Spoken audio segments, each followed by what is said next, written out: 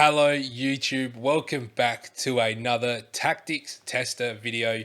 Here today I am very excited to test this tactic out. It is one shape that so many people globally play. I just realized I've not started with my light on, so hopefully that looks a little bit better, but let's get straight into it. We've got 5 teams today on the tactics tester and I want your predictions in the comments here. Get them in the comments. How many titles are we going to win in this episode? We've got West Ham, Nice, Berlin, Roma, and Sevilla taking this test on. So we know Sevilla can get this done because we've seen Sevilla do very good things. But this shape is one of the best 4-3-3 shapes I've ever seen on this game. Now, big shout out, Damo_23, great FM content creator and very good friend of mine, is running a very similar build to this on his save with 1860s Munich. So very aggressive, lots of goals, lots of chances, trying to really press high up the field. You can see, look, very attacking mentality, very narrow width, bit more direct passing, but extremely high tempo. And then on the defense, obviously you're pressing massively, and then we're pressing massively once again. I want to see how many goals we score. I think Banarama, Bowen, and Antonio are going to be a great front three. Fornals, Souček, and Rice, great midfield three. Defensively, I worry a little bit, but Creswell and Soufi are great getting forward as well. So the very attacking mentality is what's going to be very interesting to see. We've got, actually, before we jump over to Nice, let's go back to West Ham. In the season, their media prediction is... We've got West Ham's prediction, 10th. So we've got to keep that in mind. So they are predicted 10th. Nice, they are predicted in 6th, I believe. And this is the team that we're rolling with. Kluivert, Stengs, Dolberg, Lemina, Rosario, Budau, Kamara, great fullback, and a Tau, great fullback as well, with Dante and Todibo. Todibo is a beast of a centre-back as well. So we've also then got Hertha Berlin predicted in 10th. Let's accept the vision so we can get along. This is the one that I'll worry the most about. This could either go really well or really bad with Hertha Berlin. They're a team that's got money, but the squad hasn't had that money spent on it yet. So, you know, I got 4 million. Okay, fair enough. I thought they had a bit more money than that, but you never know. Maybe it becomes available to them later on. Then we've got Roma, who are predicted 6th in the league. Hertha Berlin are predicted 10th. Roma are 6th. Spinazzola, we know of his quality. Karsdorp, absolutely quality. Pellegrini, Vertut, Mkhitaryan, Tammy Abraham, and Zaniolo. I'm expecting big things from them. And then Sevilla. We know all about Sevilla, who are predicted in 4th, and this is how it looks. Campos, Gomez, and El Nesiri again, and then the Fernando, Jordan, and Rakitic midfield. I'm very excited. I'm expecting to see some big assist numbers from the fullbacks, especially here with Acuna and Navas. I really think we could definitely get a big result here with Sevilla. Make sure you guys sit tight. We are getting into this tactic tester right now. Welcome back, YouTube. We are here ready to go. Now, you might be looking at the heading or the title of this video and go, Paulie, you've gone insane. Because this is a very good tactic. Now, why are we looking at Hertha Berlin's results? And why do they not look great? And why do they not look like they're the best tactics in the game? Now, we lost our job. 1 of 5, I think. Okay, not fantastic. But you look here. 1-0 loss, 46th minute. Probably could have maybe done something there. 2-2 home. You know, we were 2-1 up, threw it away. 3-2 conceded in the 81st, 91st, and 84th minute to Bayern Munich. Leipzig, 93rd minute. Dortmund, that was in the cup. Union Berlin, early red card. Dortmund, 81st and 95th.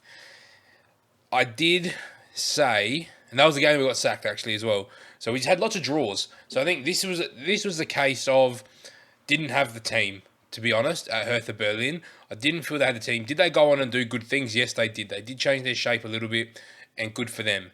But this is where it gets interesting. OG Nice. Now, in League One, we were predicted 6th. Again, look at some of the stretches of play. So here, PSG, Montpellier, and Marseille. Again, very difficult opponents there. Probably should be beating Montpellier, to be perfectly honest. Probably a couple of these draws here. Another red card. 2-2 against Angers. They've scored in the 88th minute. Strasbourg, again, probably should be winning that game. But this was another team that probably needed some investment, but some really good wins here. 5-0, 4-0, 2-0 against Lens, 4-2 against Stade Reims. 5-2 against PSG, but again, Atao looks like he's got himself sent off a few times this year, which is quite interesting. But there's goals in this system. 4-3 here against Lille as well. I really like this shape, but what it requires is for you... I'm trying to find where we played PSG the second time. I've only seen us play PSG once. 5-2. Where's the other one? Here it is. And we lost 1-0 to a messy goal in the 13th minute.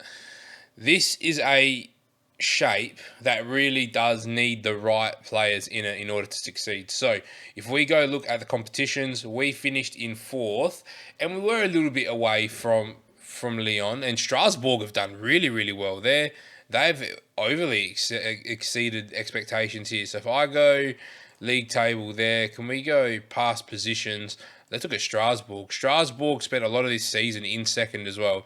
But we also managed to spend some time up around this 4th, which is pretty much where we maxed out, was at 4th, which I still think for a team that's predicted in 6th to finish 4th, I would still say that that's pretty competitive. But look at some of the numbers we've got here. We've got Kasper Dolberg matching Kylian Mbappe for his goals, which is fantastic. And quickly, before I do go into it, I did have a comment in the last episode. So goalkeepers set to pass it shorter.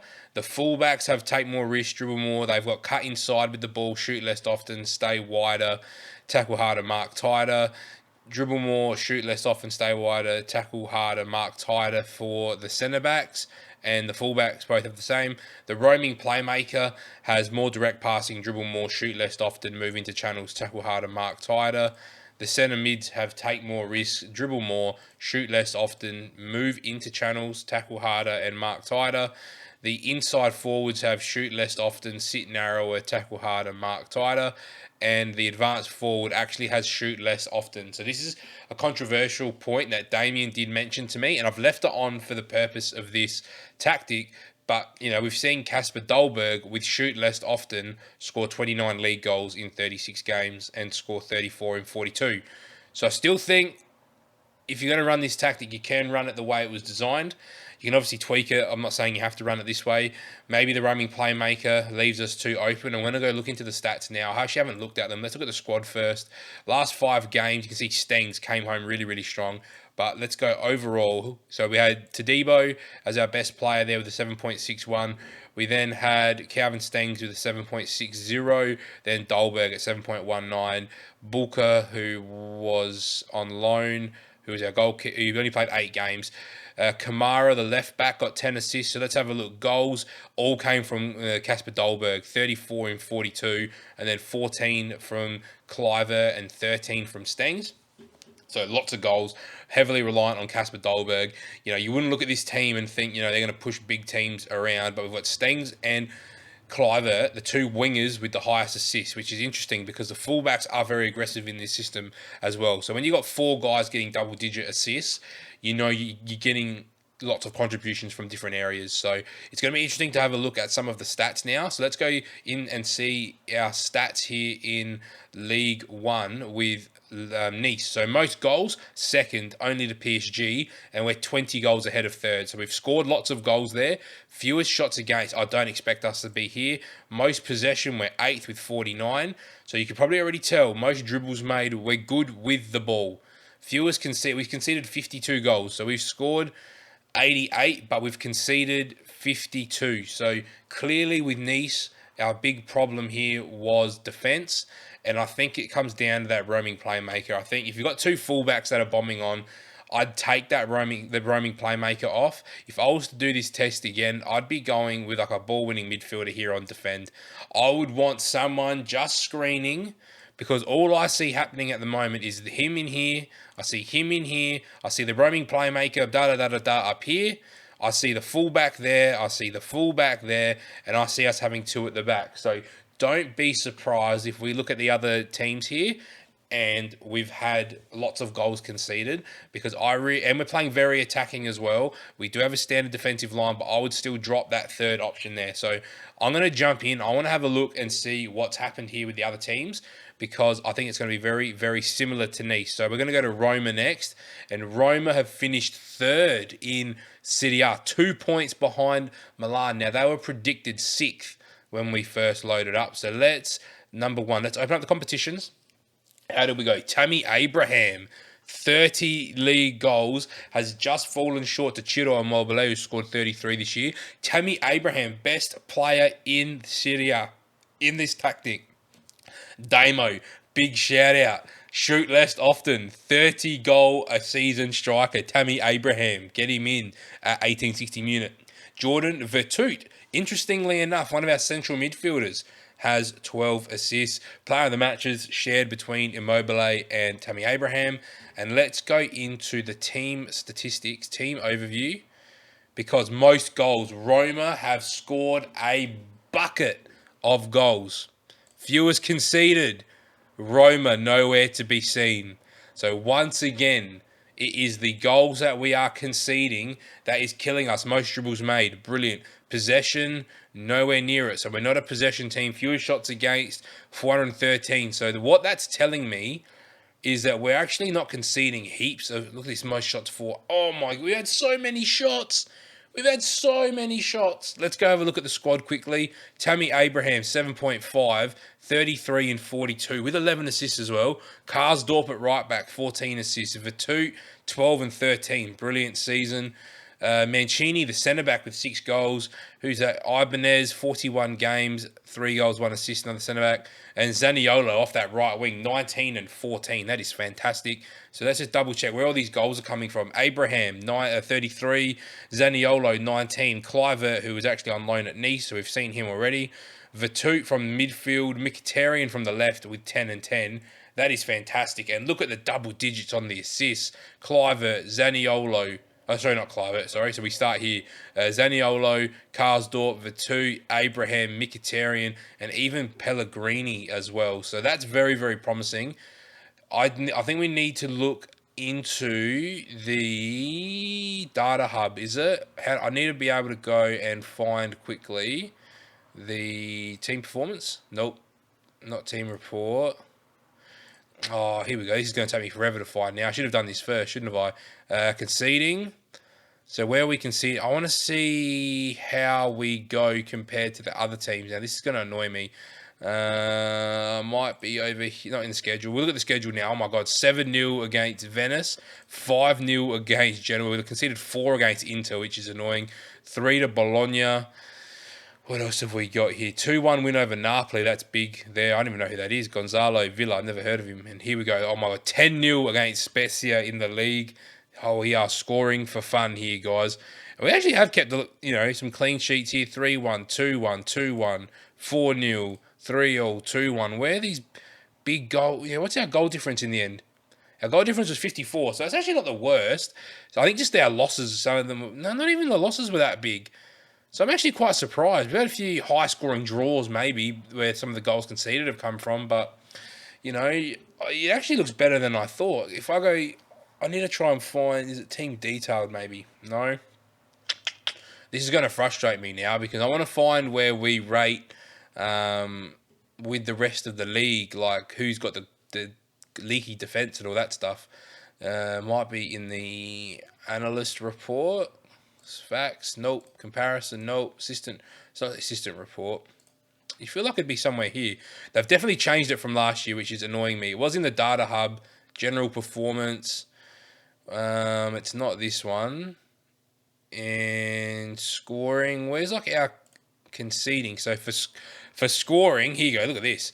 We are high scoring, high quality shooting on attack. So we are just goals per game really high, expected goals per game really high, which is great to see. Team defending, here we go. This is what I'm scared to see. And why does it not tell me what's going on here? This is annoying me now because I want the exact same thing for our defense. So why is it not in the defense? There's team report, general, team defending. Well, you can see that. So if we're Serie A average. So we're Roma. So we're conceding 1.3 a game. I want to see it compared to the rest. It's so annoying. Ask for what is going on here? I didn't realize you could ask for things. Maybe I got to ask for more. Okay, maybe I need to definitely ask for more. Shop map. Okay, this is cool. I never look into this stuff ever. So for me, I need to start looking at this a little bit more.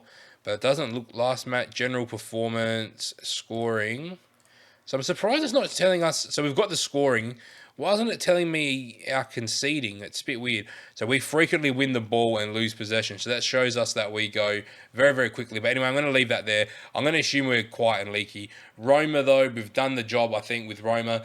I'll be pretty happy with that. Sevilla, we finished second with Sevilla. Let's look at the squad. Who has done well? Goals this year. Yusuf, 28. Gomez, 20 from the wing. So the first time the wingers have really got amongst the goals. And Ocampos with 19. Mira, who's played 7 starts and 36 off the bench with 17. And one of our midfielders with 10. So lots of goals. Assists, Gomez, 16 on the wing. Acuna, 15 from left back. Ocampos, 12. Rakitic, 12. Okay, not looking too bad. Look at all those greens for the average rating as well. That is very, very positive. Jules Koundé with a 7.36. Let's go look at our competitions. So we finished second by 5 points. We've lost 8 games. And we had one big loss there to Real Madrid, 6-2, far out. That may end, we've lost to Barcelona. Now, I sort of kept my eye out on this season with Sevilla. Disappointing. 1, 2, 3, 4, 5, 6. There was 6 weeks where we were not top. And we lost our last 2 games. So we actually threw the league away to Real Madrid. Look at that. They just came in hot at the end of the season. They won 2-1 and they smacked us up when the league was done. And that is so disappointing that Sevilla, unfortunately, couldn't hold on. But let's look at the stats, the team overview. Most goals, once again, Sevilla by 10, 92 goals. That is unbelievable. Fewer shots against. We're not even on the sheet. Most possession, we are not on the sheet. So this is not a possession-heavy tactic. Most dribbles made, us. So this does need tweaks. Is it the best tactic I've ever used? It's probably one of the best base ones I've ever used. Look how many chances we're creating. That's the thing. We're creating so many chances, but we are also leaking. We're leaking goals at the moment. So I'd really love to see the data here about our goals conceded. It's really frustrating me.